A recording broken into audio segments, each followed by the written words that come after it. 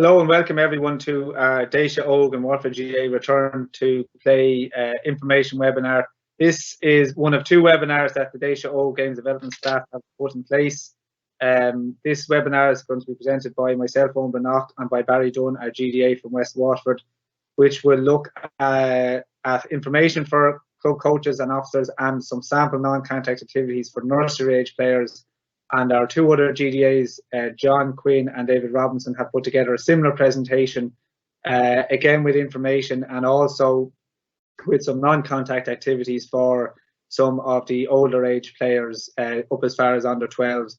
We have links to various different resources here, and there are links on the County Board website and on various different websites. So the information here and the information from the activities is from a booklet that is available with this presentation and is being shared by the GDAs with all club coaches throughout the county. So we'll get going on to what the first part we're going to start with today, which is just general information on return to play protocols, I suppose, for want of a better way of putting it. So as with last year, everybody must complete the health questionnaire, answering some basic questions. And this is the first time, this is done the first time you return to activity with your club or with your county. And then what you do then from every subsequent occasion that you participate in an activity, you reconfirm that your health status hasn't changed. This is to be done whether you are a coach or whether you are a player or a mentor or the COVID supervisor or somebody who's going to be down at the activities. The forms can be accessed by visiting the website foireann.ie or returntoplay.ie, and Barry is going to take us through that those forms in more detail in a while, and is going to give people more information and has a link to a very useful FAQ document that has been produced by the GA. So Barry will touch on that in a little bit. So just moving along, some of the guidelines again that are in place for the return to play. It's non-contact training. It's to take place in pods of 15. One parent or guardian per child or family is permitted to attend the session if they feel that it is necessary to do so. Again, we would advise that if that's happening, that parents would liaise with the club COVID supervisor or the club secretary just to inform them so the clubs can be aware of how many people might be on the premises at any given time. As ever, people are asked to adhere to the public health guidelines by not congregating in groups. So again, drop the children off to training, move on, don't be hanging around. We'd all love to stay and chat, but we're not in a position to be able to do that at the moment. And the opening of dressing rooms is only permitted for the use of toilet facilities, and they won't be available for anything else.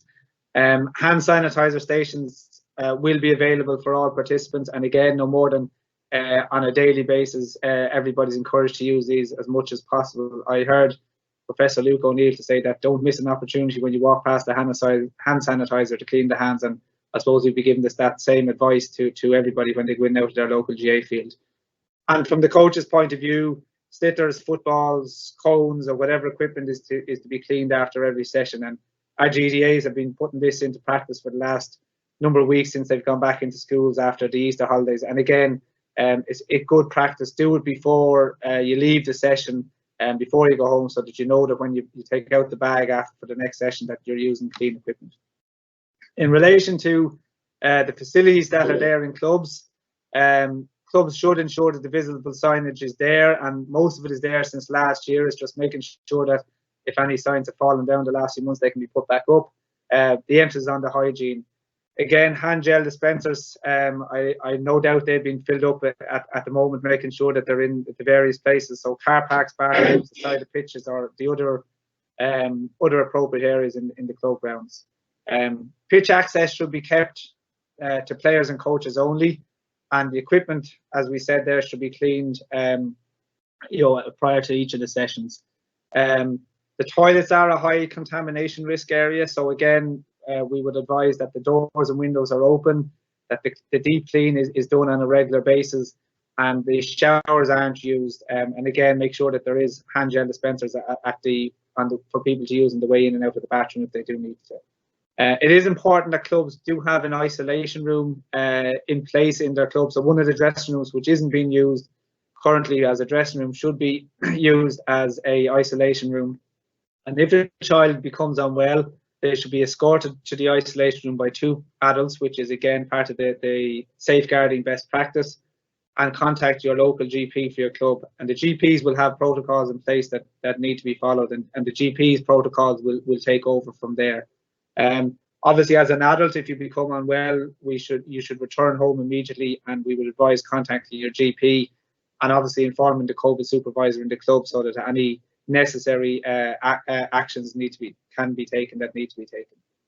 In relation to the role of the COVID supervisor, a role that nobody had heard of 12 months ago, but is now almost the most important person, and certainly will be the most visible person in the next few weeks, should be present at all sessions or matches when the matches hopefully resume in the not too distant future.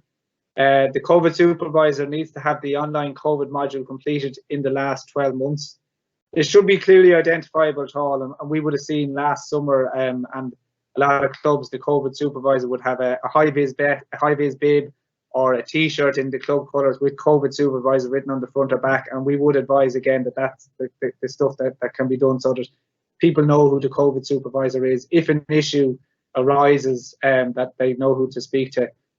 When you're at training sessions and everybody knows who it is, it'll be easy to do this. But down the track, when matches start taking place and you're travelling to a different club, it is important that you know who the COVID supervisor of the host club is, and hopefully down the track when matches get up and running, we'll be able to deal with that.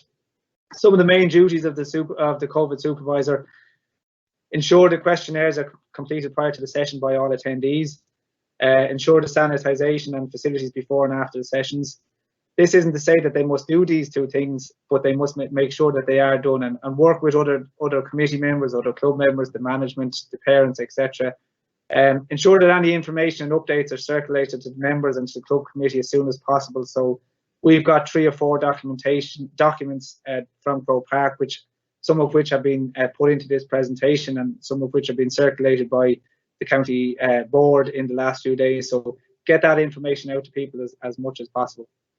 And in general, just liaising with the team managers, with the mentors, with the parents, to ensure that everybody can adhere to the current COVID guidelines. And that's just being that visible presence, making sure that people know that we are doing our best here to adhere to the current COVID guidelines, and to make sure that our club, whatever our club is doing our bit to make sure that we can control the risk and make sure that we will be able to remain playing for as long as possible. And just suppose as maybe a summary in relation to these last few slides, is I suppose maybe 6 rules or 6 guides that we might follow. So like we've said already, wash your hands frequently. So every time you walk past the gel dispenser, give your hands a rub. Maintain the social distancing, so no congregating in groups. Try to avoid touching the eyes, the nose and the mouth. Practice the respiratory hygiene, which we've been told about for the last 12 months or so. So the cough and the sneeze, etc. And face coverings and masks for coaches and guardians as appropriate. And again, each person will have their own masks. Most clubs nowadays have their own mask with their club logo on it, so it's great to see those. And again, the health questionnaire is part of the screening process for the fever, the cough. The thermometer, it's not mandatory to have in the club, but certainly clubs are advising their own members to check the temperature before you come to the training session or before you come to the activity.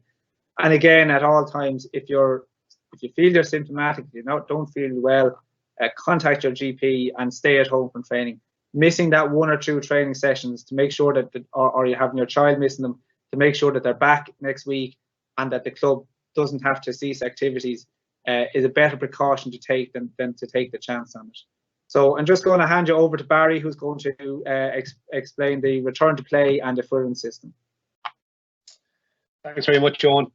So you should be able to see on screen there. So I suppose the landing page when you actually log on to foireann.ie for the first time, or returntoplay.ga.ie. Many of you will probably be familiar with this from last year, from obviously from when you resumed training or when you gone to cool camps and so on. So some of you may be familiar with it already, but they have expanded Foireann for the coming year. So it's kind of much broader than just having just the health questionnaires. It now has other aspects to it too. But I suppose from our point of view, we're going to talk primarily about the health questionnaires and how to get yourself set up on that. So obviously, if you have previously submitted health questionnaires in 2020, or if you're after registering to pay membership online with your club over the last few months, you can just log on as usual, and you'll already have access to it, and you'll just be able to use it as normal. But if you're obviously getting set up then for the first time, you might have to create a profile. So to do so, then you just log on to foireann.ie or returntoplay.ga.ie. They're both the same link. They'll bring you to the same place. Enter in whatever relevant information that you need to do, and then just click continue. So as you're going along, you'll be asked to select your county, your relevant association, so whether it's GAA, Camogie or ladies football, and then choose your club then from a drop-down menu then as well. And obviously then in some situations you might have a player that's involved with more than just one club. So you could have maybe a child that's 8 or 9, a girl might be involved with a boys under 10 team and could also potentially be playing LGFA or involved with a Camogie club as well. So you can add additional clubs as you're going along. So it's not that you're just limited to just your own club.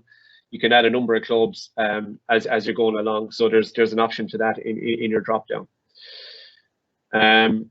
So then once you have submitted all your information, then you'll normally be asked to verify your email address prior to completing your profile. I suppose this is a standard thing. We'd all be well used to it for when we're registering for certain apps or for certain websites, whereby the email address that you've used to register, you will get, you'll receive an email, and then obviously your profile will only become live once you actually click on a particular link that's in that email. And then obviously if that email doesn't appear in your inbox, just have a quick look in your spam or in your junk folder, whereas the odd time your computer will just automatically just bump some emails that it doesn't recognize. It'll just send it straight onto into spam or into your junk. So just check that just in case it kind of goes there. I suppose finally then, so just about the health questionnaires then, right? You know, obviously you need to have your profile set up before you get this functionality. But once your profile has been completed, then you'll be presented with health and safety, data protection stuff. You click all that, right? And then you're brought down to just a section there whereby you can actually submit your health questionnaire for your child. So the app is reasonably, in fairness, is reasonably straightforward to use. A lot of the aspects to it are very clearly marked, so you'll know exactly what part of the system to go to in order to submit your health questionnaire. You won't have to go, you know, flying through 5 or 6 different pages before you actually find the where you actually submit your questionnaire. It's all very much on your front page. It's very, very straightforward. So to complete your questionnaire, scroll down to your schedule section of the page and select the view button on the relevant event. So you might just have to, your coach or your COVID supervisor might have set up a training on the system. You just click on that, and then you just submit your health questionnaire then essentially for that event. Or your coach or the COVID supervisor might set up a match, an upcoming match that's going to happen later on that day. And you can obviously log in then and just submit the health questionnaire for your child for that particular game. So it is reasonably straightforward to use, okay? So just complete the details then, select your county as your club and the appropriate team. You'll then be requested to answer some specific questions related to your health and submit. So this is the actual health questionnaire itself in action. So a lot of you will have to submit these on behalf of your children. That's, you know, that's like anybody under 18, essentially a parent or a guardian will have to submit those. We would recommend that you try and do it as early as you can on the day. If it's a match that's on the following morning, as soon as you get up, or maybe just before you go to bed the night before, to submit the health questionnaire, so that way then the COVID supervisor is able to go through their list of who has actually submitted the information, and they're not waiting. They're not waiting on people to submit their questionnaire. It's all good. They're all ready to go there, and then it just means there's no delays from the COVID supervisor's point of view, because there's a good bit in the COVID supervisor's role. It'll be easier this year probably than it was last year, but everybody has a role to play to make sure that things run smoothly and that there are no issues. And just bear in mind, something that we would always emphasize is that this is people trying to do their best. So the COVID supervisor is trying to do their best. We would expect all the parents to try and do their best. The odd time you may forget to fill it out, it's not a problem, but as soon as you remember it, submit the questionnaire. And even if a training is started and you've forgotten to submit it, make sure that you do put it through, because it just makes the job of the COVID supervisor then much easier. And just the last thing I would say on this as well, for anybody who's looking for further information on Foireann, on the health questionnaire aspect, but also the membership, the schedule, all the other things that Foireann can now do as of this year, there's a very good website you can go to. It's basically like, I suppose, the designers of Foireann have a help desk. So the link to that site is on your screen right now. We'll obviously send this link around to all clubs as well to be shared with coaches and parents. I've had a look at it a couple of times during the week. It is really simple to use. It is very helpful, and it breaks down all the different headings that are on the Foireann app and just makes it very, very straightforward for you to be able to use those. So I would recommend that if you are having any trouble using Foireann, log on to that site, and it should be able to give you a steer. There's a very good FAQ section and a very good how-to section basically on it as well. So I will hand you back over there to Eoin, who's going to talk about, talk us through some sample sessions then that we have for hurling and football for under 6s and under 8s. So Eoin, it's all yours there. Thanks, Barry. Yeah, so people might remember that around about this time last year, all of the GDAs in Munster combined resources and knowledge to put a booklet with 80 pages of hurling and football activities for under 6 right up to adult in a non-contact setting, and they were sent out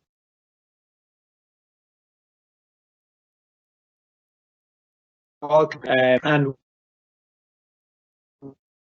recap over a couple of these booklets are going to be sent along with presentation to all clubs. They'll be available on our website, and they'll be put up on the links will be put up on our social media as well in the coming days, so we'll be able to get access to all of this material. So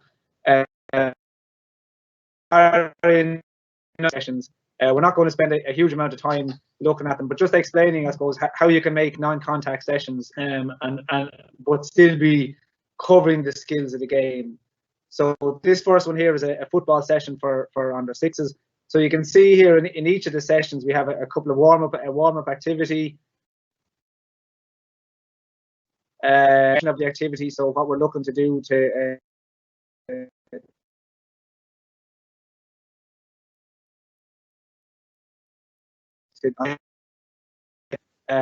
making sure that they're changing the pathways from close to another car, exactly like what happens in a match where a player is trying to avoid a player on the opposition team, but we're just doing it again in the non-contact setting. Minefield, which again everybody is well aware of. So again, loads of different equipment, so domes, cones, footballs, slitters, beanbags, whatever it is you're using. Again, the players are using around, they're moving. They're moving, so forward, backwards, sideways, a little bit of jumping or skipping.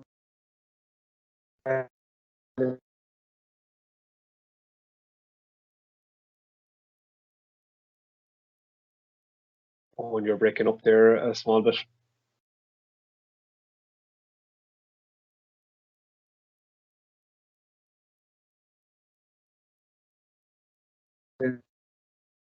And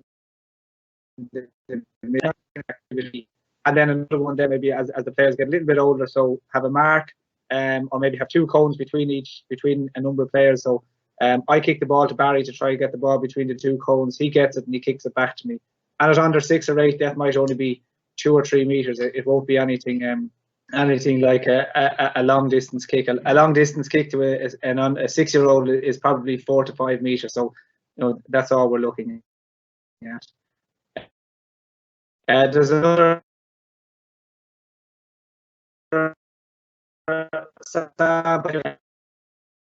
some of the skills that players will be working on as they get back into it. And again, and there's been various articles about this in the papers and on media the last while. Bear in mind that most of these players may not have any exposure or very little last year exposure to training. So the ability to be that disciplined, that group connected might be difficult for them. So we do have to allow for that. And we're really just trying to make sure that the player comes down to the field, gets involved in the activity, has fun, and they go home saying this is something that they'd like to keep going, because this is going to be a new experience for a lot of these players, as we said, not having been involved much in previous years. So just moving on to the under-8s, again, you can see here another session here with 5 or 6 different stations, and the players, everyone does the warm-up together, and then you might have your 4 different stations, your small pods of 6 or 8 players maybe at each station, and they're rotating around for 10 minutes. So 10 minutes at each of the stations, and a couple of different games at the end there. So again, there's descriptions of the activities, the coaching points, what we're looking for, the teaching points of the actual activities, and then when we're going into the games, making sure that everybody is involved in the game, that we as a coach, that we spot and fix if we need to spot and fix. So making sure that the technical skills are being observed by us as coaches and corrected if required, or feedback being provided to the players. So even when we're playing the games, again, no more than that, the under-6s, the under-8s may not have had a whole lot of match time last year, maybe only 1 or 2, maybe small bits is all they might have had as an under-7 or an under last year. So this will be new to them as well. It's just about getting them into the field, making sure that they have fun, they're active, and these are in the non-contact setting where we can do that at all times. Again, another different type of a session here. Again, working on a couple of different skills, a couple of different games and bits and pieces, and again having that element of fun, that element of, even within the skills, we can have that little element of the competition. So both players shooting over and back between the cones, have a target game, players trying to score a goal or a point, or if we have a hula hoop or whatever it might be that the players are trying to throw it or hand pass it through the hula hoop. So making the activity enjoyable for the players, working on their movement skills and working on their skills of the games as well, and having the conditioned game type activity where it's not in a contact situation. So 1 versus 1 with 2 pitches or 2 goals, and the players are running up trying to kick into a goal and running back to trying to defend their own goal, but not in an all-in big group contact session. So that's just a couple of football sample sessions. I'm going to hand you back over to Barry again, who has a couple of hurling ones, and we'll go from there. So all yours, Barry. Thanks very much, Eoin. So so look, I suppose, really we shouldn't get too bogged down, I suppose, on the actual specific drills that we're talking about here. Like Eoin made a good point there. The most important thing is probably just to make sure that it's fun and that it's enjoyable. So bearing in mind that a lot of these kids haven't been able to play with their friends for a long time, they are going to be mad for road, full of enthusiasm, full of energy. So make sure, definitely for the next 3 to 4 weeks in particular, make sure that they have a really enjoyable experience. Make sure they have lots and lots of fun. I would suggest maybe not being overly worried about getting lots and lots of skills hammered into the guys or the girls over the next few weeks. That the big thing should be fun. We're back, we're enjoying ourselves, and we're having a bit of crack, right? So look, we have a kind of a suggested format there. There's lots of different ways to kind of come at it, but look, it's always a good idea to have a fun game as a warm-up, just to get the blood flowing, just to start the session off in a nice, easy way. Do your warm-up, do maybe some fundamental movement stuff, move into a fun game. Then, like I said, it could be like a chase game. It could be, something whereby you're just getting the kids moving around, you're getting them having fun, interacting with each other in a safe way, obviously. And then we'll just move on then. When we talk about the skill development side of things, skill development 1, skill development 2, like maybe you could just do something as simple as try to have some kind of games where they're working on a specific skill. And you don't even have to really hammer home the skill this time. Like I said, it's really just to get them out, get them active, get them used to kind of the training format or the training setting, and get them going again. And absolutely, definitely at the end, have lots and lots of small-sided games, right? Make it as fun as you possibly can. Lots of 3v3s, 4v4s, just to keep the fun element up and to make sure that everybody goes away at the end of the session having had lots and lots of touches and having, you know, lots of opportunities to score goals and basically just enjoy their time with their friends. So we have some sample sessions here or whatever.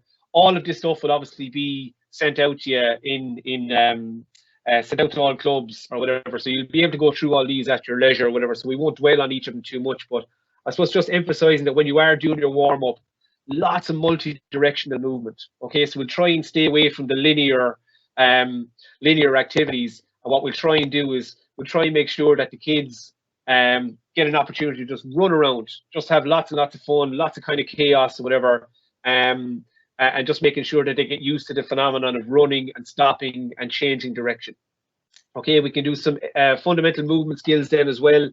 You know, animal crawls, bear crawls, and you could call out an animal's name and they have to mimic the movement that the animal does. All these types of stuff are brilliant for under sixes because they're fun, but also you'll get them using all parts of their body and you'll get them using their own body weight at times then as well when they're doing those. Then just progressing on, simple drills, striking a ball over and back to each other. Make sure we build in loads and loads of touches into the sessions. And then obviously any activity where they can score goals is one that they're going to love, right? So just something as simple as having one child standing opposite another child with a goal, a child standing at a goal each, and then all they're trying to do is the child is trying to score a goal on each other. Okay, so like they're acting like a goalkeeper when they're not in possession, and they're trying to score a goal then when they are in possession on the other side. So all these types of stuff are great for emphasizing getting loads of touches, having fun, and just getting them back used to hurling again, basically down at the pitch, right? Progressing on then to under eights. Again, any warm-up that you do with them, make sure that we're lots of activity, lots of action, lots of energy. You as a coach need to bring a lot of energy to your sessions then as well, because the kids need to enjoy it. The kids need to go out the gate saying, geez, I can't wait to go back to the next session. That was such a laugh or whatever, right? So come up with fun games for your warm-up. Again, you can do that similar ground striking game at under 8 level as well. Kids love any activities where you get to score goals, and where they all get an opportunity to score goals, then even better. In a match setting, you know, not as many of them may get the opportunity to score a goal if they're kind of, you know, depending on what part of the field they're in. So it's great to set up little activities during your session where they all get loads and loads of chances to score goals, right? Yeah, so simple ones then, like say doubling on a ball. We're all working on a ground strike at under 8 level now. They should be, you know, they've had a couple of years behind them of striking a ball, possibly on the ground, and they should be getting that little bit more proficient. So we can try and come up with little activities to try and develop their strike. And I suppose emphasizing the grip, emphasizing the swing, and also emphasizing using both their left side and their right side. Okay, it's never too early to try and get them working on both sides. And obviously then, just with regards to the cool down at the end, always make sure that you finish with a bit of crack, finish with a bit of fun, right? Like they call it a cool down. For under 8s, it's not even really a cool down, because it's not like they're after activating their muscles to any massive degree. It's essentially just a kind of a way to round off your session. So like finish with fun. That's what you should always have in your mind. Finish with fun. Have them going out into the car at the end of the session, saying to their mum or dad when they're asked, how did you get on? Brilliant. I absolutely loved it and I can't wait to come back again. That's exactly kind of what we want. So I'll just hand you back to Eoin there, so who's just going to talk to us about about kind of additional resources and stuff. Eoin, if you just want to take over there, that'll be great. Thanks, Barry, and thanks for that on those activities and that. So yeah, just a couple of different resources that we have here. So Barry has referenced this already, that there are webinars available on completing the health questionnaire and to document with the FAQs that he referenced in one of his previous slides. There's infographics and posters for clubs to use for the facilities to give people the guidance, the advice, to remind people of what they need to do. All of those templates for the infographics and the posters are available on the GAA the e-learning website. So learning.ga.ie/COVID-19. along with all of the very latest updates in relation to what the current guidelines are, and obviously, they will change as things go on. So they're always released there and sent out to clubs. There is return to play information, and the player registration is on foireann.ie, which Barry has outlined already here in the webinar. But again, there's loads of information there. And just, I suppose, our own county board website, waterfordga.ie, and the GAA's own website, GAA.ie, has plenty of links and plenty of access to information. And we'll have more as we go on in the coming weeks. So we would encourage people just to access those web access the information that they need to go. And if people are looking for some assistance with the games development staff, our contact on this next slide. So you can see the 3 GDAs. So Barry's in the west, David in the urban area, and John in the mid-county, and myself as the games development manager. So people are please feel free to contact ourselves. We're happy to help and assist any clubs with queries. We've been fielding queries from clubs in relation to some of the matters we've discussed in these webinars, both the one that Barry and I have done today and the one that John and David have put together as well. So that's where the thought process for putting these webinars came, is from questions and queries from clubs. So please feel free to contact the lads at any stage. We're only too happy to help out clubs. Our coaching officer, Eoin Morrissey, and any the county board executive will be happy to give clubs advice and assistance as best we can.